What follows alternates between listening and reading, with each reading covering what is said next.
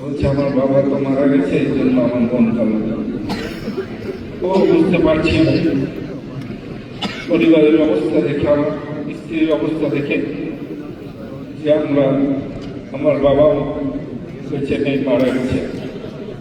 কি সময়গুলো পার করেছে আমার পরিবার, এরকমই সময়গুলো যাচ্ছে। প্রত্যেকটি পরিবারে বিভিন্ন ভাবে হয়রানি করেছে প্রশাসন। শুধু আমাকে গুম করেই ক্ষান্ত হয়নি, আমাদের গুম করেও ক্ষান্ত হয়নি, পরিবারের উপর নির্যাতন চালানো হয়েছে। একদিন নরসিংদী থানা থেকে ফোন আসছে, আমার স্ত্রীকে বলা হয়েছে আপনার হাজবেন্ডের নাম হয়েছিল, বলছে জি, সে দেখতে এমন বলছে জি, বলছে আপনার হাজবেন্ডের লাশ আমাদের থানায় আছে, এসে নিয়ে যান। সাথে সাথে আমার স্ত্রীর হাত থেকে মোবাইলটা পড়ে গেছে, সে ওইখানে হয়ে পড়েছিল। কিন্তু পরবর্তীতে দেখা গেছে ওটা আমার লাশ না, ওটা অন্য একজনের লাশ। ঘুম থাকা অবস্থা বিভিন্ন ভাবে নির্যাতন করা হয়েছে আমাদের প্রতি। এরকম ঘুম করা পরিবার, কাউকে বাসা থেকে বের হতে দেয়নি, কাউকে কোর্টে যেতে দেওয়া হয়নি, কাউকে থানায় যেতে করতে যাওয়া হয়নি। সকল সময় একটা ব্যারিয়ারের ভিতর রেখেছি প্রশাসন। আমরা আজকে বিএনপি পরিবার আজকে প্রোগ্রামের আয়োজন করেছেন। আমাদের পরিবারের অভিভাবক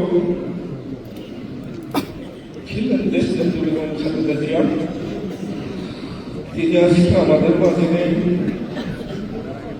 আমাদের রেখে চলে গেছেন। সত্যির অভিভাবক ছিলেন, তার কাছে যত কষ্ট নিয়েই আমরা গিয়েছি।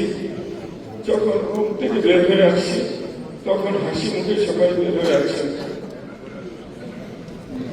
আপনি পরিবারের এখন মা নেই, এই গুম হওয়া পরিবার, এই নির্যাতিত পরিবারের অভিভাবক জনাব তারেক রহমান, আপনি দেশনেত্রী বেগম খালেদা জিয়ার মধ্যে প্রত্যেকটা পরিবারকে এভাবে ছায়া দিয়ে রাখবেন, পাশে থাকবেন। এটাই আমাদের সান্ত্বনা, এটাই এই নির্যাতিত পরিবারগুলোর সান্ত্বনা।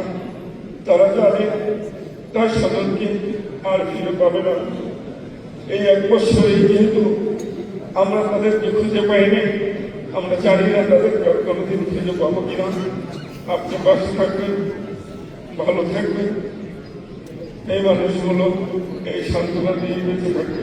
সকলকে ধন্যবাদ। বাংলাদেশ।